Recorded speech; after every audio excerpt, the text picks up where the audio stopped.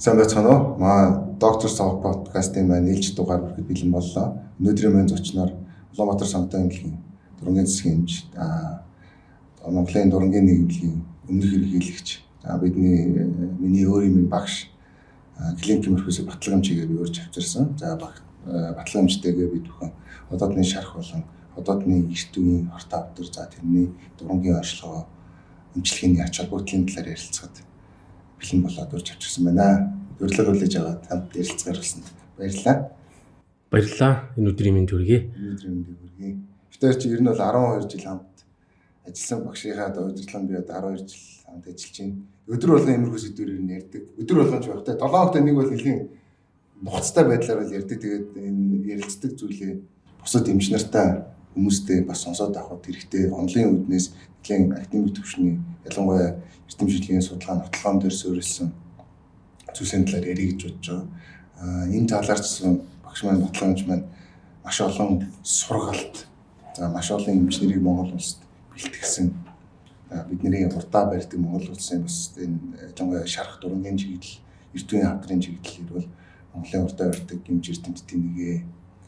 Тэгэхээр ярилцлага бол би нэг хотоодын шархнаас эхлэе гэж бодсон юм. Жишээ ерөнхийдөө ингээл өдөр тутмын бид нэр ярьж байгаа хүмүүс шархтай хүмүүс байдаг те. Шарх, шалбархай, миний одоо дулаалтай байна, миний одоо шархтай байна, би шалбархайтай байна уу? Тэгээ шарх болгоно хавдар юм уу ч гэдэг юм уу те. Ийм нийтлэг ялангуяа хүмүүсийн дунд асуудал. Тэр байтугай одоо яг манай мэргэжлийн бус төрлийн мэргэжлийн эмчнэрийн дунд ч гэсэн ойлголтын ялгаас байдаг шиг санагдав. Та тэр тал дээр нэг.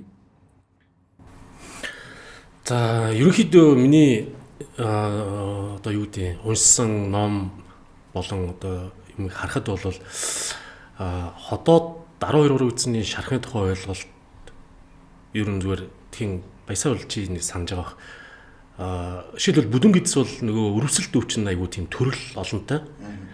Тэгсэн хэрнээ одоо шархч гэдэг юм уу тий эсвэл бол одоо хавдарч гэдэг юм уу гэхээс илүүгээр бүдүүн гэдс бол өрөвсөлт өвчин бол ерөөсөн маш олон байдаг шүү дээ. Төрлөөрөө гэсэн үг тий.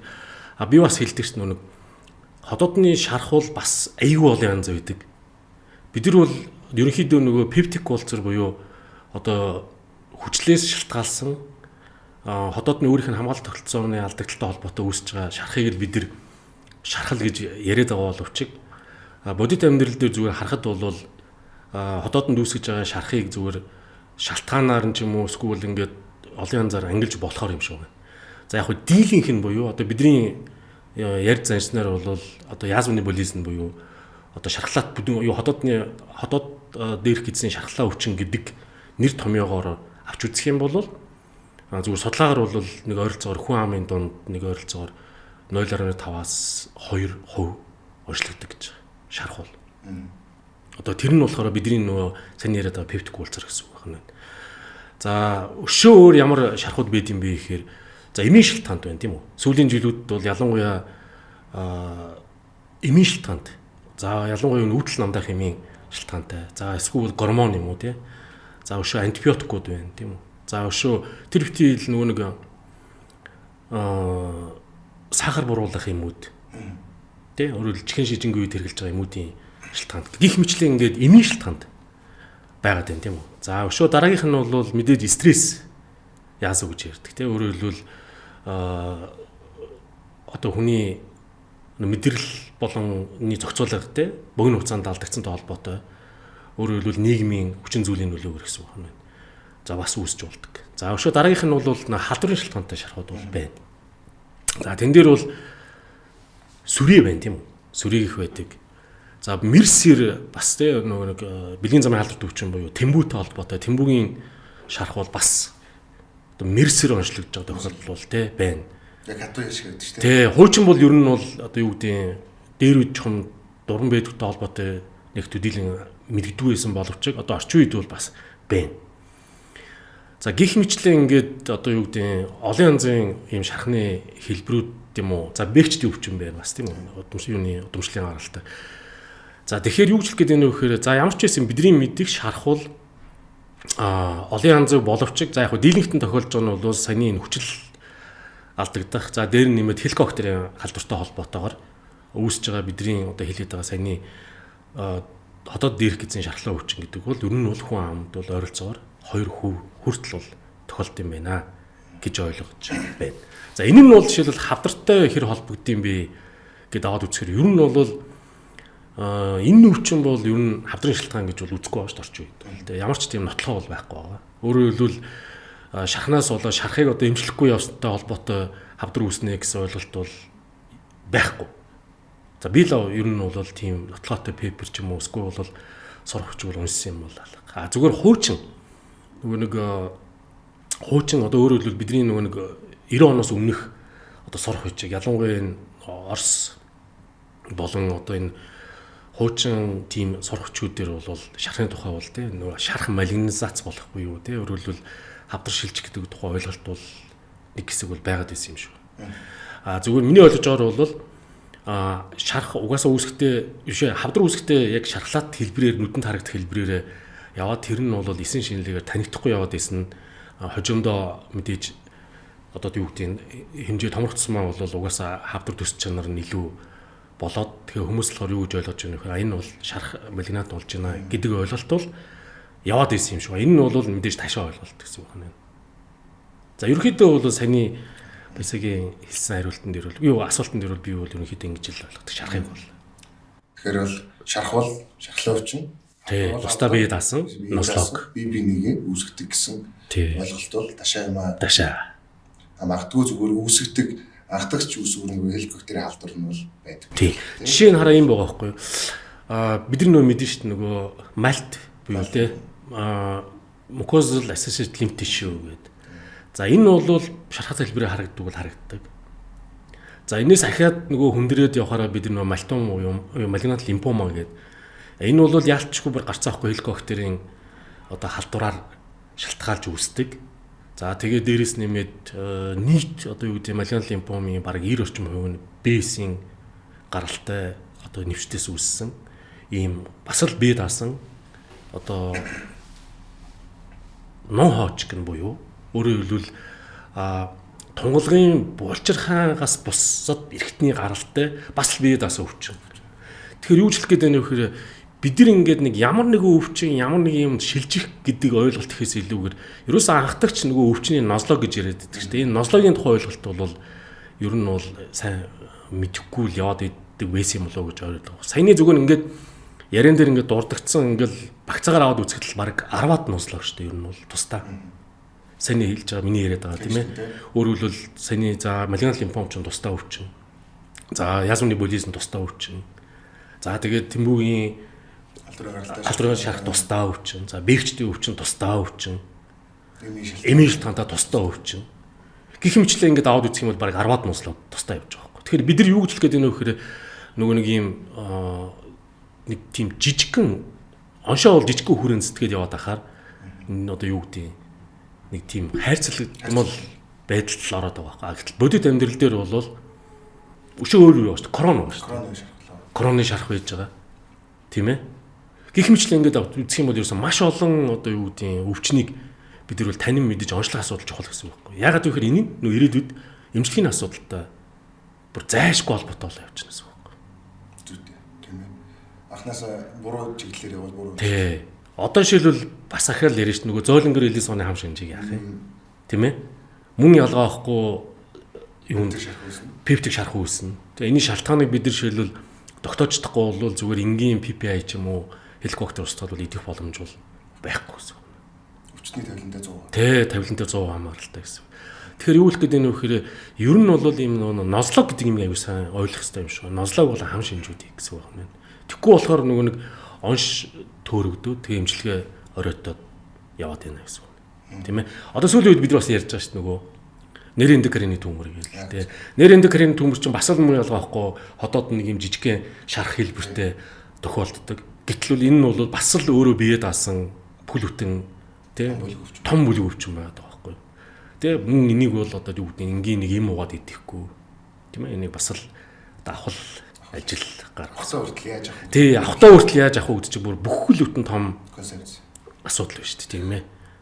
Хэмжээ үзэгдэх байдал. Тий, үзэгдэх байдал, тийм ээ. За өшөө бас нөгөө юу вэ шүү дээ. одоо юу гэдэг янз бүрийн булчингийн гаралтай үүсвэрүүд дээр суурилж үүсэж байгаа шархнууд байж байна. Кистээр. Кистээр. Өшөө бүр сонирхолтой гэдэг юм бол одоо сүүлийн үеийн монголч нь элгэний өвчл ихтэй байгаа шүү дээ. За тэгээ элгэний хавдар бүгэлж байна тийм үү? Элгэний хавдар бүглөөд явах явцад мөн ходоодны артер бүглэгддэг тий. За эндээс үүссэн тропик буюу одоо тэжээлийн хямралтай, судсан хангамжийн хямралтай шарх байдгүй байдаг ш. Тийм тохиолдол байсан мэнэс тий. Байдаг л байсан. Тийм ээ. Тэгэхээр юу гэж үзэх гээд байна вэ гэхээр ер нь бол одоо юу гэдэг маш одоо ер нь бол ийм одоо бие даасан өвчин юм аа гэдэг имийг л тий бид нар бол маш сайн ойлгох хэрэгтэй гэсэн үг. Одоо би жишээлбэл нэг яаж ч одоо нэг үед бол ингээл за бүдүүн эзний дураа хийж байгаа л нэг шарах эдэрлээ гэдэг юм бол биопси аваад ерөөс нэггүй өвчлөлүүж ихдэг. Тэрний юу гэхээр нөгөө UC буюу ультратив квалиц тий. Батлогч тэгж ихдэг. Дурнж байгаа эмчинч гэсэн тэгж ойлгодог. Гэтэл бол миний мэдж байгаа зөвхөн бүдүүн эзэнд шархлаа хэлбэрээр тохиолдог лавл 10 15 20 өвчин байна. Тэгээ энийг л ялгах чадахгүй бол бид нэр бол одоо юу гэдэг эмчлэх боломж бол аюу хэцүү болоо явчихна гэсэн. За энэний дараа зүгээр одоо юу гэдэг нөгөө нэг бүр юм хоор өвчнүүдийг бол одоо бүр одоо шил бэкчд ч гэдэг юм уу те одоо дээр яав нэг амны хөндийг бүхэлд нь хамраад те бүр одоо юу гэдэг баг дундах боломжгүй шахуулсан. За тэгээд цаашаага холоос сурцсан босод дискүүдийг гимтээж байгаа те. Тэгтэл чинь бэкчд өвчин гэдэг юм уу чинь юу вэ гэхээр салстын цусан хангамжийн микроциркуляцийн хямралтай холбоотой үүсэж байгаа нэхэр ялчгүй шарх үүс дараад байгаа байхгүй тийм ээ. Тэгэхээр юу гэж хэлэх гээд байна вэ гэхээр эцсийн дүндээ зөв дүнэд үзэх юм бол амар олон ийм нозлог байд юм байна. Тийм болохоор одоо эмчнэр бол тэр болгондоо онцгой анхааралтай одоо хандах асуудал их чухал юм аа л гэж талаараад байна. Яг зөв тийм. Ялангуяа саяын бүх ярьсанууд чинь яг нэг хоёрыг нь бол ижил төрлийн эмчилгээд байж бусд нь бүх шалтгаан өөрөж шал өөр эмчилгээний зарчимтай тэр 100 өвчнийг тавиланда нөлөөлдөг. Тэгнэ гэсэн үг. Тэгэхээр туйлын анхааралтай. Тий. Шинжлэх ухаанч байдлаар хандах хэрэгтэй. Тий. Яг үнэ тий. Жишээлбэл одоо за юу гэдэг нь короны өвчин байна тийм үү? Тэнгуү чи монголчин эсрээр сүрээ харьцангуй их тийм ээ. Тэгтэл короны өвчний одоо аптус уулзаар мөн ходоод нь тохиолж байгаа. Юу сүрээгийн тийм. Тэгэхээр чин юу хэлэх гээд энэ вэхээр нөгөө онцлогооны шалгуур гэдэг юм аягүй чухал болоо явж байсан байхгүй юу? Тэ бишэл халдвараа мэдээж тогтоох хэрэгтэй. Дээрээс нэмээд тэгжиж нөгөө эмчилгээг яаж явуулах вэ гэдэг.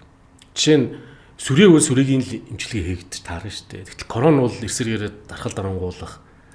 Тийм. Тэхэнгуут ч нөгөө хоёр эмчилгээний одоо юу гэдэг хоёр нэг ижилхэн өвчин юм шиг мөртлөө тавилангийн хувьд бол тис хөндлөн зүйл. Эсрэгээрээ бүр одоо юу гэдэг тавилан муудах аюултай байх талтай тийм ээ. Тэгэхээр ер нь бол одоо ер нь яаж жишээлбэл өнөөдөр барууны орны одоо ангаах ухаанаас Монголын ангаах ухааны ялгаатай байгаа тал чинь л нөгөө ерөнхийн нөгөө мэдлийн түвшин хязгаарлагдсан бол байгаад байгаа нь л ерөөс асуудалч байгаа байхгүй. Тийм баруун явахаар л нэг тодорхой хэмжээгээр онц тогтогдол тэгэл өөр болоод ирдэг. Монголд болохоор одоо юу гэдэг нь тоонтой хөрөмжөөр одоо жишээл муу гэж хэлэх хүнс бол одоо сүүлийн үед бол баг байхгүй болчихлоо шүү дээ тийм ээ. Тийм. Дээжлэгийн төвшин тий. Тэнгуут ч одоо бол юу чухал вэ гэхээр сургалт нэг клиник академик сургалт тий ялангуяа их сургуулийн төвшин гэсэн үг юм шүү дээ. Их сургуулийн төвшөнд академик сургалт. За тэгээ дараагийнх нь бүрсөөр төвшнөөс. Тэгнэ гэсэн үг. За дараагийнх нь нөө фэллоу. Тэгээ өөрөөр хэлбэл мэрэгжил олох төвшөнд бол чухал гэсэн үг. Тэгэхэд ер нь зүгээр хүн ер нь хизээ их уншд юм бэ? Ер нь тий амьдралдаа хамгийн их уншдаг үе нь хизээ юм бэ гэдэг. Одоо миний хувьд лав ингээл харж байхад энэ хамгийн их уншсан үе бол ерөөсөө л фэллоу хийж явах үедээ сурсан байна. Яг тэгэхээр тэр үед ч нөгөө хүн өөрийнхөө мэрэгжлийнхээ нөгөө танин мэдэх гэж зүтгэж байгаа үе шүү дээ. За энэ өвчин яаж үүсдэг юм бол энэ яаж үүсдэг юм бол гэж явхад л асар их ном уншдаг гэсэн хүн. Дараад нь эмч болцсон дараа бол тий ингээл өдөр болгон уран зохиол шиг ном уншаад авах болцоо угаасаа байхгүй. Эсрэг түүрэлж уншина. Өөрөөр тохиолдлороо хэрэгтэйгээ хайж уншина. Тэгээ тийм учраас нөгөө нэг ном гэхээс илүүгээр ширээн дээр бол нэг доотлол 10-аас доош ном. Нэг жоохон замбраагүй тий. Тий замбраагүй бэж байгаа. Тэндээсээ за нэг ийм кейс гарлаа гингууд л түүж унших асуудал гарч байгаа. Тэгэхээр замбраагүй шүү дээ. Чайгуу замбраатай тавьчихад байгаа шүү дээ. Тий. Эсрэгээрээ нөгөө имплет хийчих юм бол сүлд нь нөгөө тий номоо хайгаад болдгоо. Аягүй хэцүү байдаг.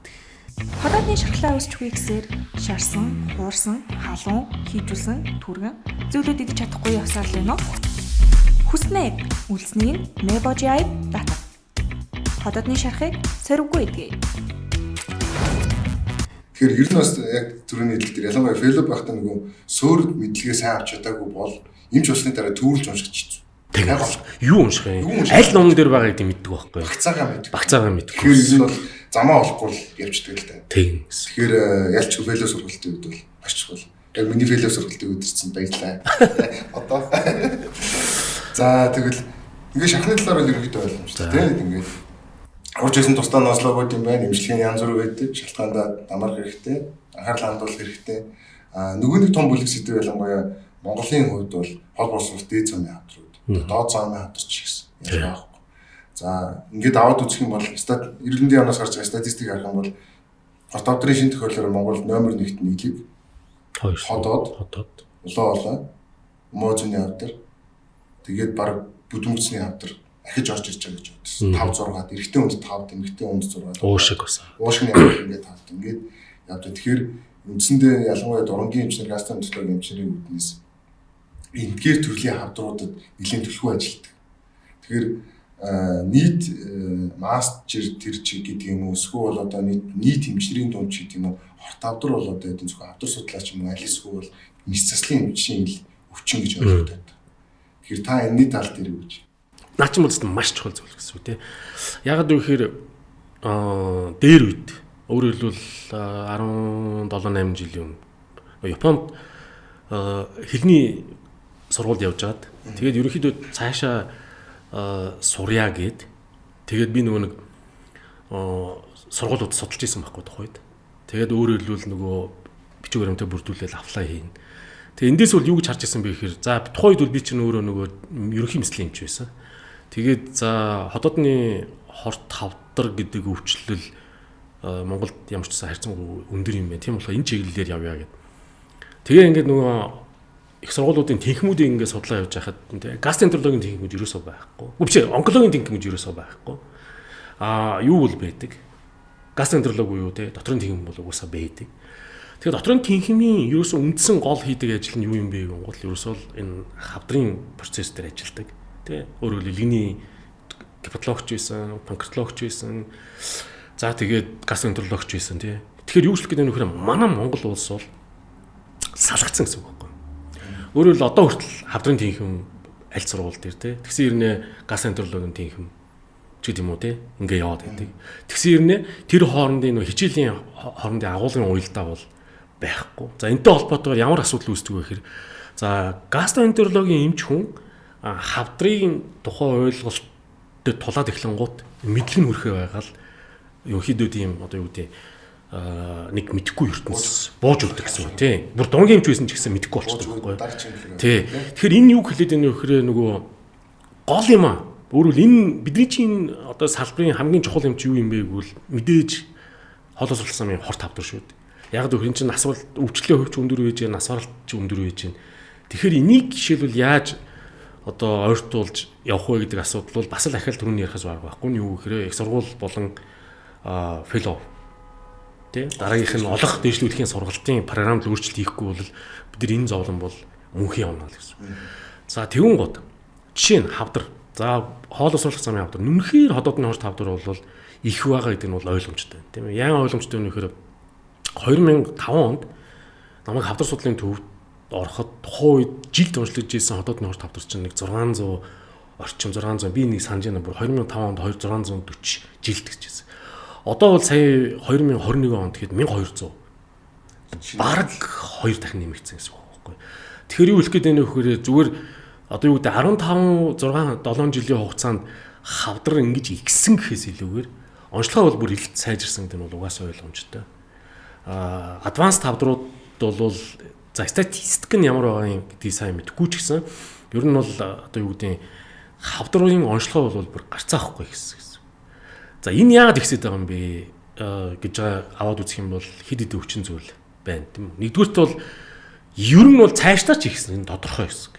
Яагаад гэвэл одоо өнөөдөр Монгол улс ходоодны хорт хавдрыг өвчлөлийг нь бууруулах талаар нэг ширхэгч бодлогын бичиг баримт босруулах байгаа шүү дээ. Өвчлөл бууруулна гэдэг чинь нөгөө үүсэж байгаа шалтгааныг нь бид нэр мэдэх хэрэгтэй байсан. Тий. Тэгэхээр хин Баясаа эмч нөгөө Гантын эмч та хоёр бол helicopter-ийн халдварын талаар подкаст хийсэн тийм ээ. Энэ бол одоо яг л бидний хоёрын яриад байгаа энэний анхдагч тийм маш чухал хэсэг байсан тийм үү. Тэгэхээр энэ helicopter-ийн халдвар гэдэг юм чинь Монголд бол үнэхээр гамшигын байдалтай гэсэн үг тийм. Гамшиг гэдэг нь хоёр зүйлээр илэрхийлэгдэнэ. Нэгдүгürt нь одоо 18 хүртэлх наснд хүүхдэд гэсэн үг шүү дээ. Хүүхдийн дунд тархалт ямар байгаа юм бэ гэдэг асуудал тий. Одоо 60% байгаа юм уу, 70% байгаа юм уу гэдэг асуудал. За ямар ч сан судлаачд бол магадгүй бараг 70 хүртэлх хувь байгаа гэж үздэг байгаа шүү дээ. Хэрвээ одоо 18 настай хүүхдүүдэд helicopter-ийн халдвар 70-80% байгаа гэх юм бол за ойрын лав 40 юм уу 50 жилд Монгол хотоодны хорт тавдар буурна гэсэн ямар ч шинжлэх ухааны боломж байхгүй гэсэн үг. Яг ингэж хэлж байгаа юм бэ гэхээр нөгөө нэг Япончууд хийсэн судалгаа байгаа байхгүй юу? 1980 онд төрсэн гэдэг чинь одоо 45 настай Япон хүн гэсэн үг байна шүү дээ. 80 онд багцаагаар 80-аад оны төрсэн одоо 45-тай хүмүүст helicopter-ийн халдвар ер нь бол нэг 10-аас доош бүр бараг 5% ороо явцсан гэсэн үг тийм үү? 5% руу тий халдвар нь 5% руу орно гэдэг чинь бол үндсэндээ хотоодны хорт тавдар ер нь бол 10 юм 20 жилийн дараа ихт бол Японд бол ер нь буух нь бол тодорхойлж байгаа байхгүй. Зарчим юм. Ер нь ихнээсээ буугаад эхэлсэн гэсэн. Тэгээ нэлээд буугаад эхэлсэн. Нэгдүгээр өрөөндөөс ихний хөрөөс буучдаг шүү дээ. Тэгээ хамгийн одоо бүр яг гашуун нь хэлэхэд бол өмнөх халдвартай хүмүүс нь ер нь хүч дуусч ийж л бууж яана гэдэг нь бол ойлгомжтой болчиход байгаа байхгүй. Өөрөөр хэл тэр бүлэг нас гэсэн үг байна шүү дээ. Өөрөөр хэлбэл бүлэг нас те. Өөрөөр хэлбэл тэр 80 оноос өмнөх хүмүүс гэдэг чинь одоо 50-тай, 60-тай, 70-тай, 80-тай, 90-тэй хүмүүсийн үе дуусч ийж үндсэндээ Япон бол одоо хавдрын бууж эхэлж байна гэсэн үг. Тэгэхээр юу хэлэх гээд байна вэ гэхээр helicopter-ийн халдвар өнөөдөр Монголд бид нар хүн амын масс дундах халдвараа бууруулж чадаагүй байгаа учраас за ойрын 40-50 жил бол буух бол үндэс байхгүй гэсэн. Энэ дээр харин эсрэгээр бид нар нас оролтыг бол буулгах болцоотой гэсэн.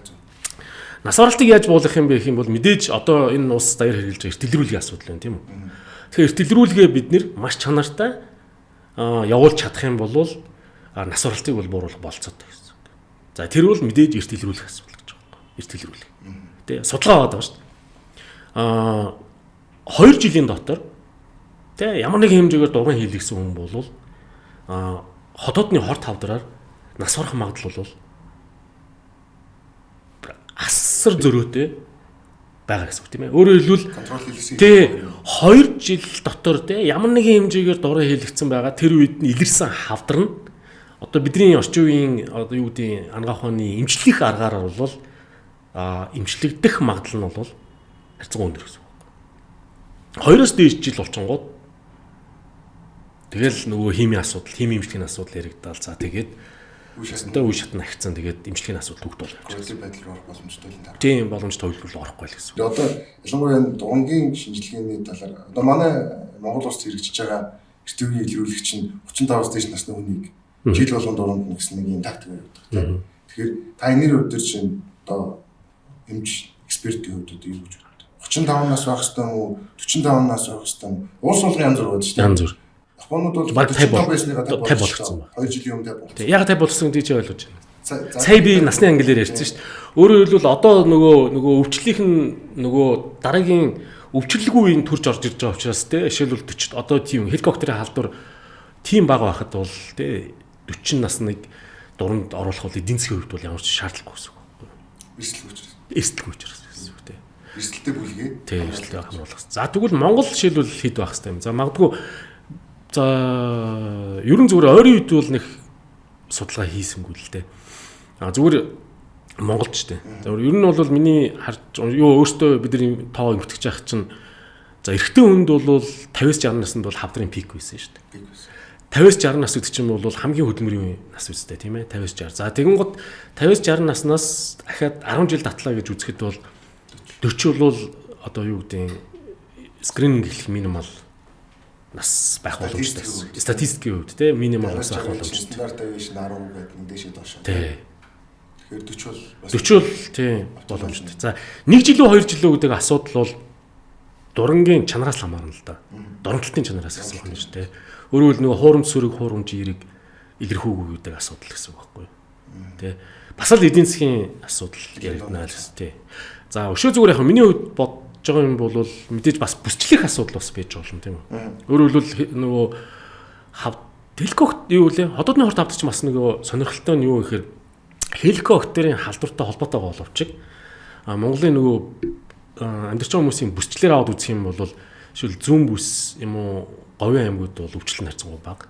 Эсрэгээр төв болон баруун зүг нь бол өвчлөлөөр өндөр байгаад байгаа гэсэн байна шүү дээ. Тэгэхээр тэр чинь амьдралын хэвштэй холбоотой болчиход байгаа байхгүй юу гэхээр нөгөө давсны хэрэглээний асуудал тийм үү. Тийм ээ. Баруун тишлээ огцсон давсны хэрэглээ өндөртэй. Урагшаа огцсон давсны хэрэглээ багт. Арай багтай. Багтай тийм. Энтэй бол ялч холбоотой. Энэ ч яг юу энэ нь бол ганцхан Монгол бидэг асуудал биш л дээ. Тэгээ Япон зэрэг орнууд бол угаасаа л ингэж ажиглагддаг гэсэн байна. Тэгэхээр хүмүүсийн бүлэг яаж авах вэ гэдэг асуудал. За тэрнээс гадна бас нэг чухал асуудал байна. Юу гэхээр эрсдэлрүүлгийн үед их дурангийн халдвар хамгааллын асуудал чинь нэг номер асуудал ч байгаа байхгүй. Яагаад гэвэл энэ өвчнийх нь үндсэн шалтгаан хеликоптер юм болвол дуран хийж байгаа дурангийн одоо кабинетуудын халдвар хамгааллын асуудал нь ямар байна. Өөрөөр хэлбэл зүй зохистой хариуцах чадж байна уу? Энтэй холбоотой хеликоптер нь мэдээж 70-80% ийм амар өндөр халдвартай хүмүүст те. За тэгээд сүүлийн үед нөгөө эмчилгээ хийлгээд халдвар нь багасаад эхэлж байгаа хүмүүс дахиад давтан хийгээ явахад халдвар багтал нь ямар байна вэ гэдэг асуудал яригдана гэсэн. Ерөн зүгээр нь хеликоптерыг юу яаж халдсан бэ гэдэг асуудал чинь бас их сонирхолтой байгаа шүү дээ. Тэ? Ялангуяа насан турш хүн. Тийм. Сурах бичгэн дээр бол ингэж заагаад байгаа байхгүй юу? Юу заагаад байна вэ гэхээр одоо шилбэл одоо унтны усны одоо төвлөрсөн одоо хангамж султай газар ч гэдэг юм уу? Эсвэл одоо юу гэдэг ахуйн ариун цэвэр муутай газар ч гэдэг юм уу? Иймэрхүү юмд бол одоо хеликоптерийн халдвар тарах магадaltaй гэж сурах чинь байгаад идэг боловч бодит амьдрал дээр ингээ үзэхээр бол тийм байх магадлал нь бол айгүй бага байдаг байхгүй юу. Жишээ нь зөв миний ойлгосноор бол яг нь Япончууд бол жишээлбэл 1960-ад оны Токиогийн олимпийн өмнө нөгөө олимпик зориулаад одоо жишээлбэл Японы өөрийнх нь үндсэн одоо нөгөө юу штэ дид бүтц айгүй сайжирсан гэж байгаа байхгүй. Энтэй холбоотой жишээл хеликоптерийн халдвар тархалт бас нэг чухал нөлөө үзүүлсэн гэсэн бас юмуд ярьдаг байхгүй. Гэтэл бодит амьдрал дээр хеликоптерийн халдвар 5 хүртэлх насны хүүхдэд эцэг болон тий ойр орчны хүмүүсээс дамжиж халдах магадлал нь өндөр. Ингээ энэ насан туршдаа хадгалагдаад тэгээд хожим насан туршсан хойноо за тэгээд нас ахицсан хотодны хорт тавдар эрсдэлт болж байгаа гэдэг нь бол илүү үнэмшилтэй тодорхойлолтой. Жишээ нь за зүүн Азийн орнууд байна тийм үү? Тийм шүү дээ. Тийм одоо бид нар бол ингээд төсөөлөхэд пүү одоо Эстон нэрээ нэг юу дүүлээ нөгөө ахуй ариун цэвэр Яна гэсэн орнууд нь бол эсрэгээр хеликоптерийн халдварын тархалтар бол эрс баг. За байсан ч тэр нь нөгөө нэг хоруу чанартай хеликоптерийн тархалт нь биш те. Энтэй холбоотой тухайн улсууд бол хотод норт авдарч эрс бага болоод байгаа. Тэгэхээр юу хэлэх гээд байна вэ гэхээр ерөөсөө энэ хеликоптерийн одоо бидний өвдөд байгаа хеликоптерийн халдвар чинь бидний л өвчин бол таарсан шүү дээ. Монгол хүний өөрсөнд нь тийм өөрсөнд нь хичнээн 10,000 жил ч үлээ тий. Хичнээн 1000 жил ингээ бидэртэй хамт байсцсан ийм нутагшмал ийм одоо өвдөөцөөс үлж авсан одоо ийм л халдвар амаг байна. Тий халдвар амаг байна гэдэг нь тодорхойлж байгаа шүү дээ. Ялангуяа тэр нөгөө дахин халдвар дээр таны хэлдэг тий. 5 хүртэлх насны хүүхдэд эцгийнхээс амнаас аманд олох. За насан туршсан хойно бол халдвар хадамж хамгийн том задвар ариуд гарууд дуран. Тэр бол нэг нэр. Тэрийг бол шинжилгээ тогтооцсон. Энэ одоо таны ч юм уу миний хөөгн үзэл баримтлалаас огт байхгүй. Шинжилгээ бол багтлаа тавьчихсан юм. Тэгэхээр энэ нөгөө талаас бас юм баталсан айгүй олон судалгаа байна. Хосын судалгаа хийгдсэн байна. Хэвлэгдсэн. Хеликоптер имчилгээ хийгээд аль эсвэл анханасаа аль нэгэнд нь хеликоптер халдвар байгааг босоод байна гэж байна. Тэгээд жишээ нь тэр бүлэгтмөр яаж авсан гэхээр хоёр хосын нэг нь имжлээд амжилттай болсон нөгөөд нь амжилтгүй шүү дээ. Тэнгуут нь дагаа судалсан байхгүй. За хосууд бие биендээ халдах юм. Хосууд чинь бүх юм ширэлж байгаа. Үзэлцэн, хамт амьдрал, ойлын цаас, жоорлон, уус бүгд. Тэгтэл 5 жил дагаа судалсан чинь 5 хүрэхгүй хувьд нь инфекшн авсан гэж байна. Тэр юу гэсэн үг вэ? Насны турсан хойно халдвар авах магадлал төглөн байна. Харин сэргээрээ ариутгайг дуран, халдваргүй зүйлийг дуран бол. Тэгэхээр манай скрининг хөтөлбөр дээр бол бидэд халдваргүйжиллийн асуудал дээр бол нэг номер. Ялангуяа одоо манай тасаг бид хэд бол энэ дээр эмчнэр зүйлс онцгой анхаарч зөв үнийн дүн хэлэх юм бол таашаа энэ зүгээр нэг хүний амьдралыг оронгоор нөөцлөх хэмжээний зардлыг зөвхөн дурангийн хариуцлалт бол манайх жил болгоно зарцуулах. Тэр энэ бол нэлээдгүй том зүйл. За дараагийн ямар өсрөд. Тэгэл нэгэнт элкогт нөгөө хавдар ярьсан чинь хавдрын одоо эрсдэл шүү дээ. Хавдрын эрсдэл хүмүүс ингээл за одоо ингээд элкогтер түн болгох эрсдэл байгаа юм зарим нэг айв шүү дээ. Тэгэхээр тэрэн дотор одоо хүмүүсийн дунд айгүйх байдаг. Хатангаршилтай болсон. Сүүлийн үед хүмүүс айгүйх мэддэг. Хатангаршил, хавдар эрсдэл. За гидснийсэн шилжилт, хавдар эрсдэл. За энэ номоо гэдэрсэн. Одоо маадасынхан бидэдийн хамт бичсэн ном энэ бол Кёотогийн одоодны архаг хөрвөслийн Кёотогийн англи гэдэг. Энэ одоо английн нэг санаа нөгөө хөвгөн тохирсон эрсдлийг өөр өөрсдөнд дүгнэдэг. Тийм ээ. Тэгэхээр та энэний талаар, атрофийн талаар, хатангаршлын талаар тийм хэлмээр жоо тайлбарлая. Хотоодны шархлаа үүсч үгүй гэсээр шарсан, хуурсан, халуун, хийжүүлсэн, түргэн зүйлүүд идэж чадахгүй явсаар л байна. Хүснэ үлсний Mebojai дата. Хотоодны шархыг сөрөггүй идэгэй. За ер нь бол энэ хотоодны хорт хавдрын шалтгааныг аваад үзэх юм бол одоо лаврын англи гэж байгаа шүү дээ. Одоо лаврын англи ч юм болохоор нөгөө ялгаралтай бол ялгарлгүй эсийн хорт хавдар тий. Бидний яриад байгаа чи ялгаралтай эсийн хорт хавдар буюу өөрөөр хэлбэл гидсний эсийн шилжилт буюу гидсчих одоо суур өөрөөр хэлбэл хотоодны өөрийнх нь цилиндр жинхэнэ эпителиэс гардаг хавдар бол биш юм шүү. Энэ бол хотоодны жинхэнэ эс гидсний эсэж шилжсэний дараа одоо хавдар үүсэх байдал. За энэ нь бол судалгаар бол 90 орчим хувь байдаг гинэ. Ер нь бол. Тэгэхээр 90 орчим хувь нь бол энэ хеликоптертэй холбоотой гэсэн үг байна. Зүгээр их байдаг орондоо гэсэн үг. Жишээлбэл Япон ч юм уу тийм. За 10% нь бол хеликоптерын бул шалтгаантай. За тэр нь юу ах юм бэ гэхээр одоо шийдвэл эвчтийн барын вирусын хавдар тийм үү? Бас бид нэр бас мерсээр онцлогдоод байгаа. Яагаад мерсэр гэж яриад байгаа юм бэ гэхээр би бас түрүү нөгөө хин Баясаа өтөр түрүү ярьж байсан энэ нэг нослог гэдэг юм буюу энэ тухайн өвчний энэ бие даасан энэ тохиолдлыг мэдхгүй нэг өвчин лүүгээ жихэж явах хандлага бол одоо бидний дунд их байж гэдэг нь юу гэсэн үг вэ гэхээр бидний нөгөө танин мэдхүүн чадвар буюу одоо нөгөө клиник сэтгэлгээ гэдэг юм нь их тутмаг байгаад байт юм байна л да. Гэтэл бодит амьдрал дээр одоо монгол хүн ч гэдэг юм уу гэхээр онцгой ч юм юу ч байхгүй. Дэлхийн одоо ном сурах хүч, ангаах ухааны сурах хүчийн дээр онцлогдож байгаа бүхэл өвчин Монголд байгаад байна гэсэн үг байхгүй. Тэрийг бол бид нэр одоо ингээ алхам тутамдаа анзаарч штэ. За тэрний нэгэн саяны хэлээд байгаа эвчтийн варын вирусын шалтгаанд хотоодны хорт хавдар. За энэ бол хотоодны жинхэнэ хэсээс гаралтай. Өөрөөр хэлбэл фүүрли дифферент явагддаг. Тэгээ дээрэс нэмээд лимпийн одоо тунгалгийн эсийн нэвчтэйс ихтэй ийм хавдар. Энэ бол хавдар мөн үг л хорт хавдар мөн. Гэхдээ нөгөө хеликоптерийн шалтгаантай биш гэсэн үг. За энэс өөр жишээл зөндөө байна. Пежик гэсэн юм тийм үү? Пежик гэсэн хам шинжтэй одоо хүмүүст.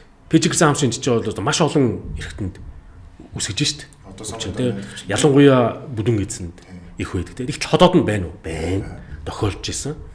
За өшөө дараагийнх нь болохоор нөгөө Ланц синдром байна тийм үү. Тэгээ Линц синдром ч юм бол бас аюулгүй олон эрхтэнд тийм үү.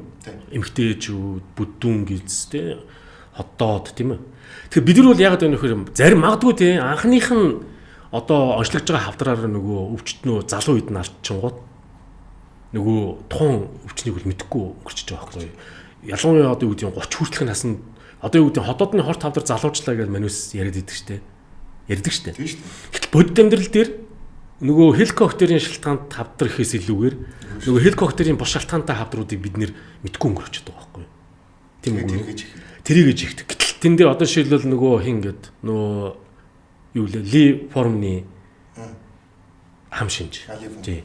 Яг дөхөр нөгөө P53 гээд нөгөө одоо хавдар дарангуулах гений нөгөө дарангуул генийг репликац үүсгэх процесс нь бас үүсдэг тэр одоо генийн мутацтай төрөлхийн гэсэн үг юм шүү дээ. Тэгээ бас юм ялгаа авахгүй одоо бусад эрхтний хавдар үүсдэг. За тэгээ мөн хотоод мөн жишээлбэл хавдар үүсдэг.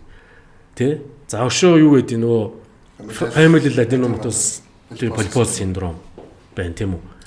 Гэх мэтлийн ингээд юусэн маш олон жишээлбэл өвчнүүд бол байгаад байна л да. Энийг бол бид нар жишээлбэл залуу наснд нь тохиолдож байгаа хортой хавдрыг мэдхгүй байгаатай холбоотой андуураад явж байгаа нэг хэсэг байна гэсэн. За одоо бол бидний яриад байгаа саяны хеликоптерийн шилтгаанд буюу энэ болвол үндсэн механизм нь юу юм бэ гэхээр ерөөсөл үрвслийн суурин дээр үүсэж байгаа дисплази нь болохоор цаашдаа хавдар шилжих гэсэн энэ л процесс яваад байгаа шүү дээ. Энд нь гол нөлөөлөд байгаа юм нь юу вэ гэхээр саяны хэлээд байгаа хеликобактер болон давсны хэрэглээ чинь тэ мөнхийн ходоодонд архаг үрвсэл үүсгээд тэгээ энэ чинь бүр тэр нөгөө Такимото Кимура гэдэг хүн маш сонирхолтой нь юу гэхээр ингээ ходоод дурандах явцдаа ходоодонд үүсээд байгаа хатангаршил гэдэг юм хаанаас нь эхлээд яаж тархаад тий тэгээд энэ нь одоо юу гэдгийг хожимдоо одоо юу гэдэг хавдрын эрсдэл болох юм бэ гэдгийг бол ажигласан байгаа юм тийм үү.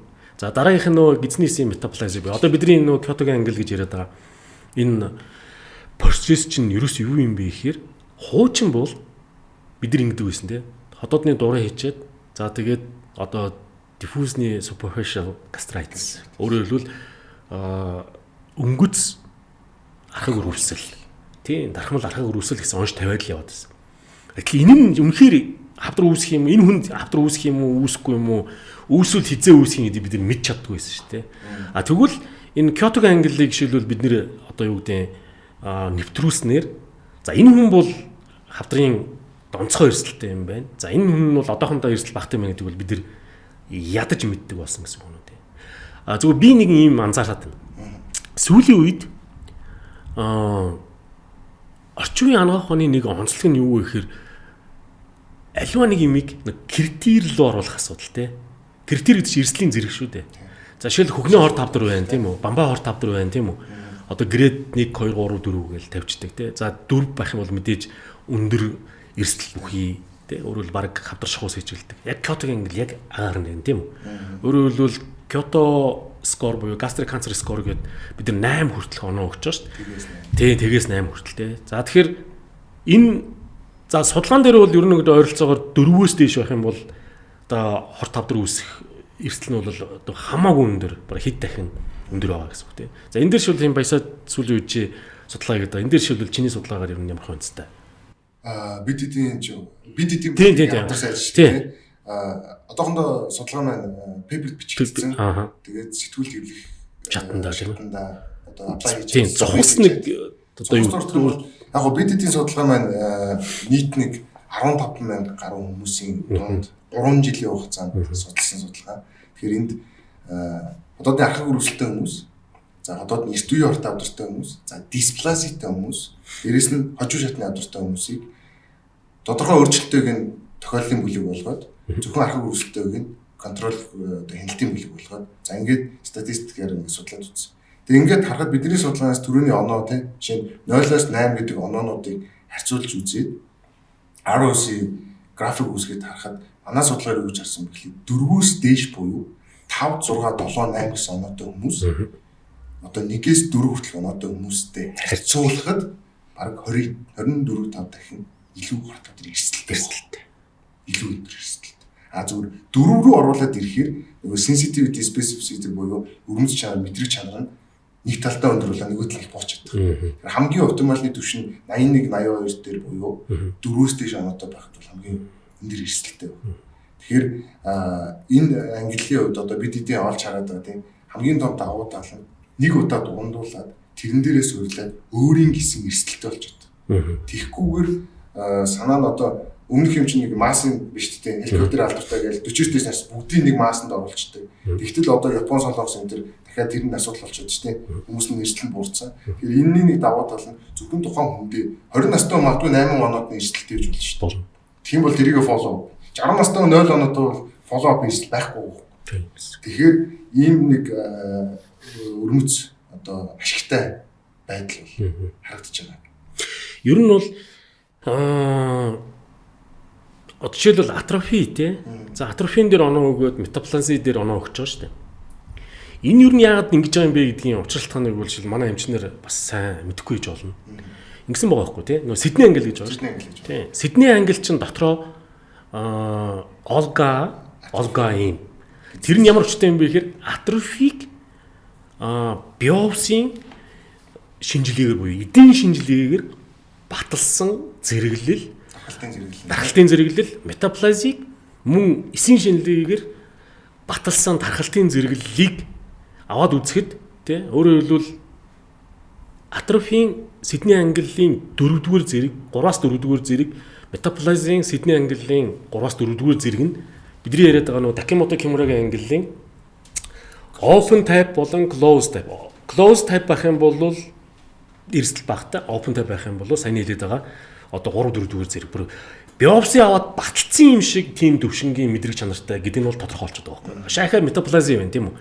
Метаплазиг шиг бол бид нар одоо яаж илрүүлэх юм бэ? Зөвхөн энгийн дурангаар хараад гэсэн үг шүү дээ. Уг нь бол харахад одоо мэдэх боломж байхгүй юм шиг харагдж байгаа боловч байна аа. Тэ? Өөрөөр хэлбэл доот нь 5 шинж байна гэдэг байгаа шүү дээ. Тэ? За одоо юу гэдгийг нөгөө multiple patchy elevated lesion. Тэ white patchy elevated lesion. Тэ? За энэ бол бидний дийлэнх нэгийг мэддэг байхгүй. Дураа хийгээл харна ийм цав цагаан цайрсан тийм одоо юу гэдгийг гидсний эстэй төстэй юм бүтц бүхий өөрчлөлт авах юм бол за энэ бол бидний гидснийсийн шилжилт байна гэж мэддэг. Гэхдээ айгу сонирхолтой нь юу гэхээр нийт одоо юу гэдэг гидснийсийн шилжилттэй хүмүүст яг ингэж харагдах нь юу 20% гэж байгаа байхгүй 20% тийм. За энийг хэрэг онцлчих юм бол энэ нь бол метаплази байх магадлал нь бараг 80-90%. 98% тийм ээ. За өшөө ахиад тийм одоо нөө Villus appearance гэдэг. Өөрөөр хэлбэл ингээд састыг сайн ажиглах юм бол ийм одоо юу гэдэг ийм will бүтц гэж яриад байгаа шүү дээ. Одоо энэ нөгөө гидсний эстэй төстэй бүтц ингэж ажиглагдах нь бол тий сормослог бүтц ажиглагдах нь бол метаплази байх магадлал. Гэх мэтлэн ингээд энэ тий одоо тэр white patches тий patch redness тэргээ тий энэ олон шинжүүдийг бид нэр ингээд ялгаас орчих юм бол за метаплази тархалт өндөр байна гэдгийг бол бид нар мэдэж болж байгаа байхгүй. За метаплази тархалт өндөр байна гэж үзлээ гэдээ үзэхэд саяны хэлээд байгаа Сидней англид дүүж байгаа учраас нөгөө юуны зэрэглэл нь өндөр болоо явчихна. Тэгээ энэ чинь ингээ 2 оноо хөө 4 оноо гэдэг чинь ерөөсөө үндсэн гол юм бол ингээ явчихж байгаа гэсэн үг байхгүй. За дараагийн нэг юм чинь болохоор нөгөө diffuser redness тий. Diffuser redness чинь тэгээ дархмал улаалт. Дархмал улаалт нь өөрөө хавдрын эрсдэл болох гэхээс илүүгээр нөгөө helicobacter чинь өхөөгүй гэдгээ илэрхийлж байгаа нэг оноо учраас тэр нь 1-2 оноо өгдөн гут өөрөндөө 5 оноо болчихж байгаа. Тийм шууд 5 оноор шилжнэ гэдэг чинь энэ бол тий шууд нөр эрсдэл. Тий. Яагаад вэ гэдэг нь helicobacter нь өхөөгүй цаашлаа даймжраад явах нь тодорхой хотоодны арга үргэлжлэл байна гэдгийг мэдж байна гэсэн, илтгэж байна гэсэн. Бид эдийн тэр судалгаан дээр бас нэг сонирхолтой юм байна. Дөрөвний хэлдэг patch redness тийм. Ялангуяа Kyoto-гийн англи дотор чинь зөвхөн одоо атрофи метаплазигаас гадна 19 бүлэг шинж байгаа шүү дээ. Тэр дотор чинь patch redness гэдэг тусдаа шинж тэмдэг.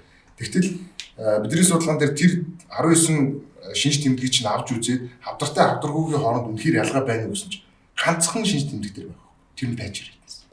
Patch redness positive гэсэн хүмүүс хавдрынтай пропоршн өндөр байгаа.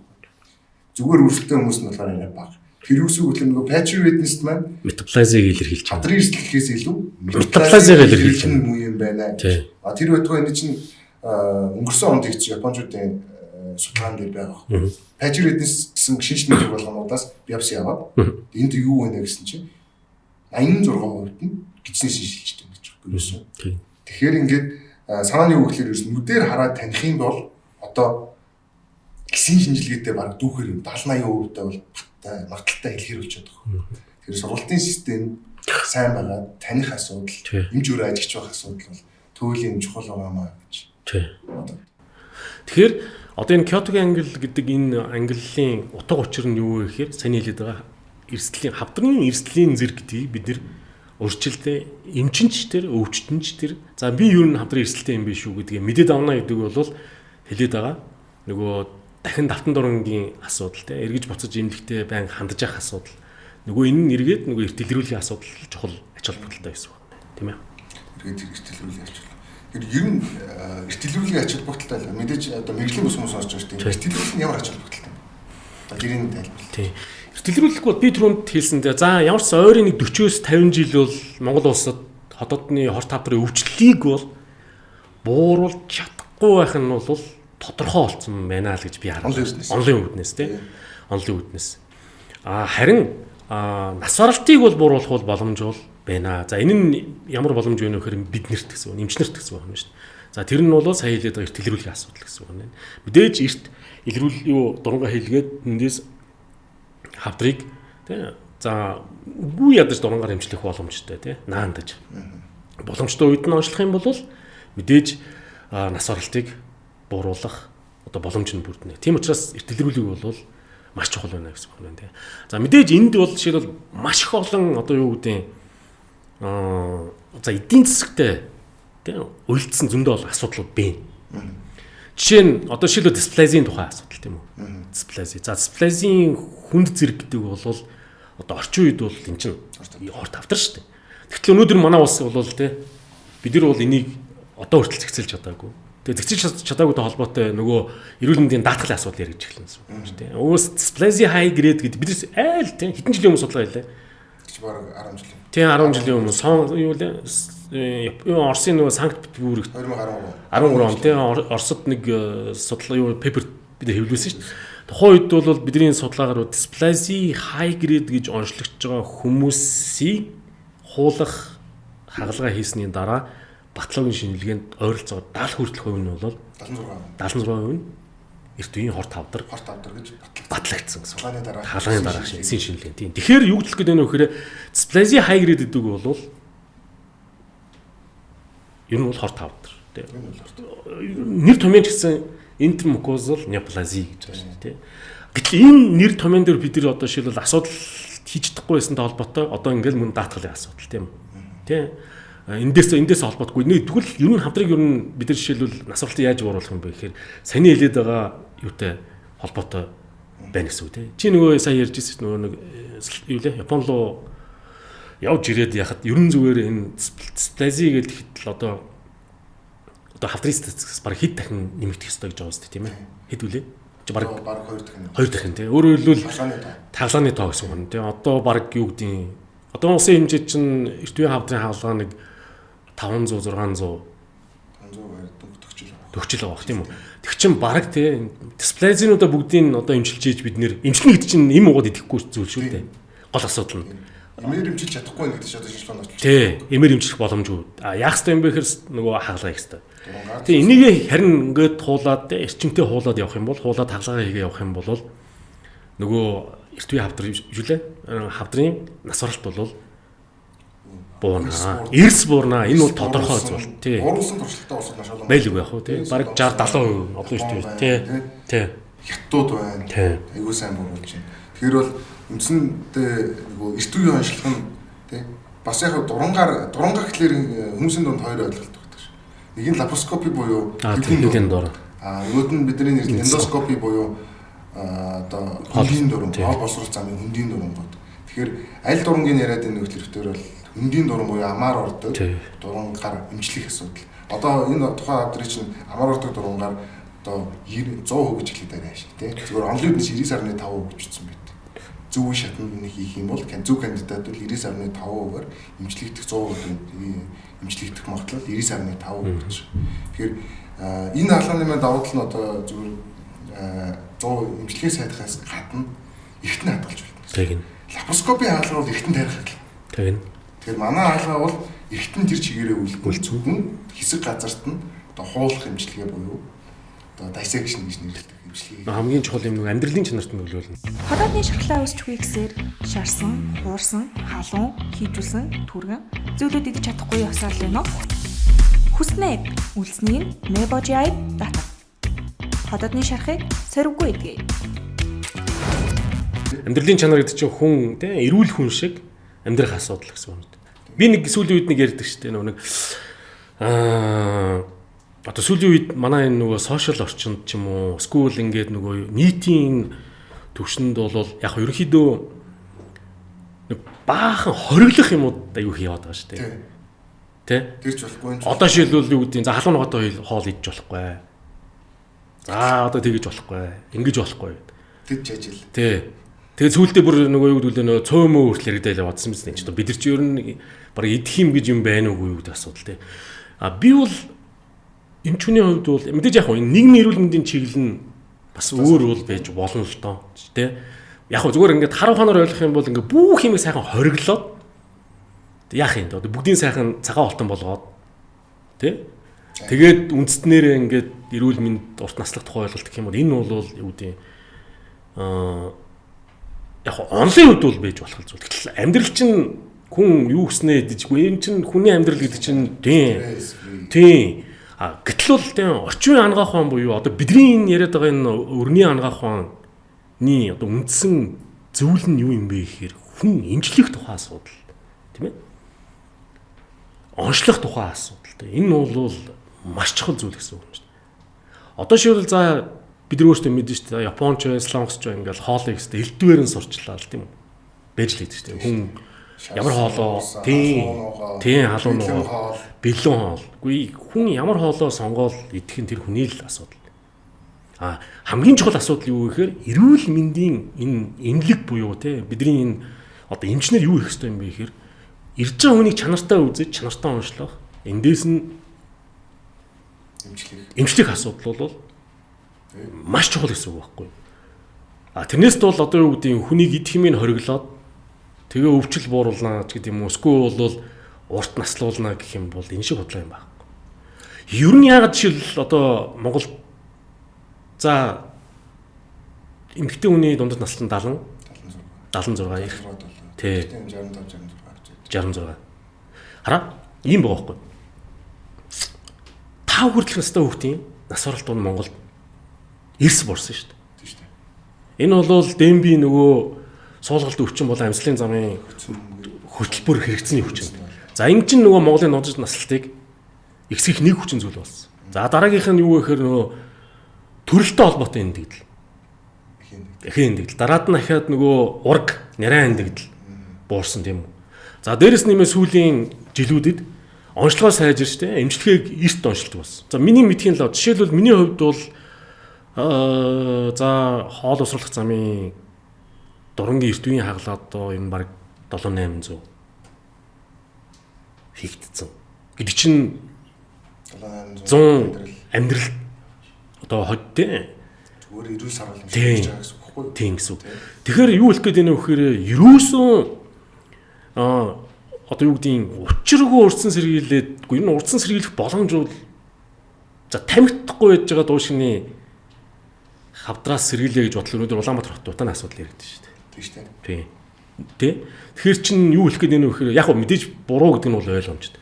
Зөвхөн би бол харж байгаа юм юу гэхээр энэ нөгөө нэг эмчлэх анагаах ухаан хөгжсөн орн урт насалт өндөртэй байх магадлал бол харагдаад байдаг тийм үү? Тийм ээ? За яг жишээлбэл одоо юу гэдэг нь за гүрж мөржийн ч юм уу Абхаз эдрийн өндөр уулын бүст мөртлөө бүр онцгой тийм урт насалт хүмүүс байдаг шүү дээ. Тийм. Одоо үндэстэй тийм үү? Одоо бараг дундаж насалт нь хэд үед 80 90. Тийм. Тэр чинь бол биологийн генетический. Тэ өстой бурхны юм байна тийм. Бид нар чинь бол яах ёстой юм бэ гэдэг асуудал. Тэгэхээр бид нар бол юмыг хориглох гэхээс илүүгээр тийм цаг тухайд нь эмчлээд цаг тухайд нь онцлоод явах юм бол тийм бүх өвчин эрт онцлох хэрэгтэй байхгүй. Сахарыг нэрт онцлох хэрэгтэй. Далд төгтөх өвчнийг нэрт онцлох хэрэгтэй. Тийм үстэй. Хавдрыг нэрт онцлох хэрэгтэй. Бүх хил төрлийн хавдрыг. Тэгжээж бид нэр энэ нөгөө нас оролтыг бууруулж уян урт наслах асуудал яригдана гэсэн. Яг зөв тийм. Клиник практикт ажиллаж байгаа юм чи үндсэн ажил бол нас оролтыг бууруулах амьдралын чанартай амьдрах хэрэгтэй үлдээ. Бидний үндсэн гол priority буюу гол зорилтын дүү. Өчсөн сэргийлэх чинь бол тусдаа мэрэгжил, тусдаа шинжлэх ухаан. Тусдаа шинжлэх ухаан. Тэгэхээр энэ хоёрыг хоорондоо холихгүй мэдээж өвчтөндөө мэдээлэл өгөх нь бол зүйээс нь хэрэг. Гэхдээ бидний үндсэн гол анхаарах зүйл маань эрт үедээ оншилж өвчтнийг эмчлэх гэдэг бол нэг юм бидний одоо ялангуяа одоо ажилбар хийдэг эмчнэрийн хувьд ч юм. Нин тэргүүний зүйл энэ дээр бол маш сайн. Яг ерөнхийдөө магадгүй ингээд юмыг нь хориглоод тийм хориглоод тэгээд одоо юу гэдэг амьдрах урт наслах асуудлыг нь шийдсэн ийм шийдэл нь одоо шилбэл дэлхийн нийтэд хэр байд юм байгаа би сайн мэдэхгүй л байгаа юм л да. Гэхдээ ерөн зүгээр яг эн чинь бол юу толботой гэхээр мэдээж нөгөө улсын хөгжил Тэ хүмүүсийн амьдралын одоо хөвшил за тэгээд дээрэс нэмээд нэг амьдралын одоо орчин амьдрах орчин гэж юм байна шүү дээ. Тийм ээ. Тийм шүү дээ. Тэ энтэй холбоотой шилбэл одоо шилбэл ингэж аахгүй. За хотодны хорт тавдрын нийтлэг одоо юу гэдэг бидний боддог юм байна. За яг ингээд сурагчдын дээр бол шилбэл тамхи архич гэдэг юм уу? За кофе ч гэдэг юм уу? Ингээд бичээстэй. Тийм ингээд бичээстэй байдаг боловч нотлогдсон юм бол байхгүй шүү дээ. Нэг сонирхолтой юм би нэг дээр үед ярьжсэн та санаж байна уу те. Юу гэхээр нөгөө тамхи хорингууд ямар өвчин нэмэгддэг вүлээ? Нэмэгдэнэ. Юу вүлээ? Бүдүүн эзний короны өвчин. Гэхдээ энийг хинч нотолж чадахгүй мөртлөө тамхи observation байдаг. Тэгээ өөрөөр хэлбэл тамхины хэрэглээ буурангууд залуу хүмүүстэй бүдүүн эзний короны өвчин ихс. Манай улс чинь короны өвчин айгу багтаа ус шүү дээ тийм ээ. Ер нь бол тийм шүү дээ. Тэ? Ер нь л сүүлийн хэдэн жил мэрсэр ажиллаж байгаа шүү дээ. Өмнө нь бол бүх их туйлаа өөрөө. Тийм. Тэгэхээр юу шилэх гэдэг нь вэхээр бүх юм нэг талд. Одоо ингэж аахгүй. За хеликоптерыг ингээд одоо халдварыг тархалтыг бууруулъя л та. Тэнгууд буцаа цээж харсан. Үгүй ингэн гэсэн үг байхгүй. Одоо хеликоптерийн тархалч яаж явж байгаа нөхөр одоо хүүхд эцэгхээс ингээ хүүхд тийм үү. Тэгэхээр чи нөгөө амар хооллолтыг ингэж багасгах ёстой тийм үү. Тэгнэ үз. Гэтэл ээжээсээ хүүхдэд бас шүлсээр дамждаг тархлаа байдаг. Эвчтийн баарын вирус. Гэтэл эвчтийн баарын вирус чинь би сая мөн л хотодны хорт авдрын шалтгаан гэсэн тийм. Тэгэхээр барууны оронд бол шилбэл эвчтийн баарын вирусын шалтгаанд хавдар нь төлөх үү гэсэн юм шүү дээ. Нөгөө тархлаа дамжих зам байна. Тий. Тэгэхээр юу хэлэх гээд байна вэ гэхээр ерөөсөн бидний үндсэн энэ ч хүний үндсэн үүрэг юу байх вэ гэхээр эрт оншилж эрт дэмжлэх. Тий. Өөрөөр хэлбэл орчин үеийн ангаахан болон энэ номог сурах хүчийг ашиглаад тий хийх. Тэрнээс бол тэгж идэж болохгүй, ингэж болохгүй, тэгж болохгүй гэхээс илүүгээр яг хөө тийм зөвлөгөө өгөх бол байх л баг. Гэхдээ би бол юу ч хараад байна вэ? Сүүлийн үед бол одоо юу гэдэг манай улсад ялангуяа эмчнэр тэг буруу зөрүү юм тэрэндээ хамгийн гол нь бүр бид нар ч юм бол ясан дээр бол яг нэг үг хэлэхэд одоо хоолны мэдлэг бол асар муутай болсооч дээ. Бид нар биш. Биш хөө тийм ерөөсөө биш. Тийм. Ер нь бол гастроэнтерологч вэ нүү одоо шүлэг гепатологч вэ нүү гэд үзлээхэд одоо хоолны тухай хэр мэдэх юм бэ бол бид нар ч юм бол яг нэг үг хэлэхэд бол таарах мэдлэгтэй шүү дээ. Тэ. Тэгэхээр чи одоо орчин үед за яг нөө түргэн хоол тий. За юу гэдгийг KFC ч гэдэг юм уу? Юу ч үгүй пицца ч үгүй юм уу? Тэгэл хүүхдүүд угсаал дуртай шүү дээ. Бүр нэг сонирхолтой юм ярих уу? Жишээ нь кола үү шүү дээ. Колаг бол жишээлбэл бид нэр одоо юу гэдэг юм ясны сэргийлт болно. Тийм үү? Одоо болохгүй гэж хариулаад байдаг тийм үү? Тэгтэл өнөөдөр кола бол эсрэгээрээ яс бэхжүүлнэ. Ер нь бол колони өдөр чинь гэж байна. Дөрөвний таны ярьжтэй халуун ногоо. Халуун ногоо мөн маасаар халуун ногоо. Угаасаа манай халуун ногоо идэж чаддаг болохоор тэгдэм шүү. Түүнээс халуун ногоо иддэг улс байна. Японууд халуун ногоо. Солонгосууд баруун солонгоо. Филиппинууд идэн, Индикууд идэн. Бүгд дундаж насалт манахсан төр. Лавал батдуу байхгүй. Тэ эсрэгээрээ шинжлэх ухааны судалгаа байгаа. PubMed руу ороод халуун ногооны талаар унших юм бол сүүлийн peppermint oil тэ pepper хэрэглээ буюу одоо перцний хэрэглээ beneficial буюу эрүүл мэндийг сайнаар нөлөөлдөг гэдэг маш олон судалгаа байна. Колоны асуудал чинь. Колоны муу юмныг бол сахарл муу. Сахар. Газ нь сайн гэдгийг пепер дээр хэвлэлцэн баг. Хоол шингээлтэнд эргээр нөлөөлдөг, эзний дүүрэлтийг бууруулдаг, ясны бэхжилтэнд нөлөөлдөг. Маш олон судалгаа хийжээд байх хүн амаар худлаа яриад байна. Тэгдээс одоо жишээлбэл Америкийн UFC-гийн тамирчид чинь хамгийн хэрэгэлдэг юм кол л гэсэн шүү дээ. Тийм учраас нөгөө ясны бэртэл хамгийн бага өртдөг. Тэгээ өндөр бэлтгэлийн дараа сахар аваад хурдан сэргийдэг. Тэгэхээр юу хэлэх гээд байна вэ гэхээр ер нь бол бид нар бол одоо нөгөө нотлол тий тэр пепер юм уу тэр бүх юмуудыг л сайн судалж ижил одоо хүмүүст бол одоо түүх хэрэгтэй гэсэн үг. Тэрнээс санаанд орсон байх. Тийм, тэрнээс бол одоо юу гэдгийг бас мэдээж сайн хэлж байгаа тий сахар махар тэр утгаараа гэдэг одоо юу гэдгийг асуудал. Бүх юм ер нь бол бүх юм одоо нэг сайн муу талтай гэдгийг л гол нь хэлэх гээд байгаа байхгүй тийм ээ. За сайхан ярилцлаа. Баярлалаа. Тэгээд сүлд нь одоо хүмүүстэй ялангуяа нөгөө одоо бидний сонсож байгаа эмчийн бус хүмүүс байгаа тэр хүмүүстэй зориулаад нөгөө хоёр хэлбэр хэлээ. Ялангуяа хорт авдраас одоо нэгэнд бид нар одоо сэргийлэхэд туйл хийц болчиход байна тий. Тэгэхээр тэр хорт авдраар амь насаа алдахгүй хад хамгийн чухал зүйл нь юу юм бэ гэдэг дээр та нэг гурван хэлбэрийн зөвлөл. Тийм, ерөнхийдөө би бол арай ингэж бодд юм аа. Одоо шилбэл 60 настай ч вэ, 70 настай ч вэ, 80 настай ч вэ тэр хүн бол хеликоптероо устгах хэрэгтэй юм шүү. Зайшгүй. Имчилгээ хийх хэрэгтэй гэсэн. Яагаад вэ гэхээр нөгөө бага насны хүүхдэд халтах тий өөрөөр ээж аав бол ойлгомжтой. Одоо манай монголчуудын нэг уламжлал биш тий хүүхдүүдийг хинт орхидог үлээ. Эмээ өвнөрт орхидог. Тэгэхээр эмээ өвөө одоо юу гэдэг 60 70 нас хүрчихсэн. За хеликоптертэй байна уу байхгүй гэж бодож болохгүй гэсэн үг. Яагаад вэ гэхээр бид чинь халдварт чинь замын таслах асуудал те их уурхайгийн таслах хэрэгтэй асуудал. Тэгэхээр ер нь бол наснаас үл хамааран хеликоптер имжлэгийг бол зайлшгүй хийх хэрэгтэй юм шиг байна. За энэ бол тэр халдварын ирээдүйн одоо тэр юуг хөрөнгө оруулалт гэсэн. За өшөөний судалгаа бол хеликоптерын имжлэгээ хийлгсэн хүмүүсийн хувьд 30% хүртэл буюу 3.1 хүртэл хувиар хавдрын эрсдэл буурдаг гэсэн судалгаа байгаа тийм үү. Тэгэхээр бас энэ бол чухал зүйл гэсэн. За энэ нь бол нэгдүгээр зүйл. Хоёрдугаарт нь за нэгэнт хеликоптерын халдвар авчихсан хүмүүс бол ер нь бол юу хэдийгээр устгасан ч гэсэн үзүүлэх ёстой гэсэн. Дуран хэлгэн тий. Тэгэхээр зохих насанда тий. Өөрөөр хэлбэл за одоо улсын хэмжээнд бол 35 нас тий. За ер нь бол яг 40-с дээш наснд бол заавал нэг удаа дунд болох ёстой гэсэн. Хеликоптер устгачлаа гэж үзээд хавдар тусахгүй гэсэн ойлголт бол байхгүй. Яагаад вэ гэхээр халдвар нь хүүхд байхаас эхлээд явчихж байгаа. Тэндээсээ нөгөө хоол усруулах замд чинь нөгөө хавдрын эргэшгүй өөрчлөлтүүд үүсчихсэн.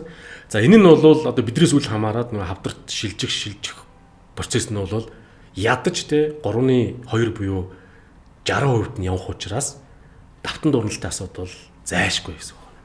За дараагийнх нь мэдээж хеликоптерийн имчилгээ хийлгээд үр дүн өгчдөхгүй байгаа хүмүүсийн дараагийн сонголт бол юу вэ гэхээр ер нь насан туршдаа дурангийн шинжилгээнд хамрагдаад янз бүрийн юм үүсэх юм бол эртхэн шиг онцлуулаад эртхэн шиг имчилгээ явах юм бол боломжтой гэсэн. За миний зүгээр яг энэ амьдралын одоо юу гэдэг сүүлийн одоо 20 жилийн хоол усруулах зам ялангуяа энэ хүндэт эрхтний хавдрын чиглэлээр ажиллаад явж хат нэг ажилласан юм юу вэ гэхээр ер нь бол эртэл онцлоод байх юм бол хяналтаа хийлгээд байх юм бол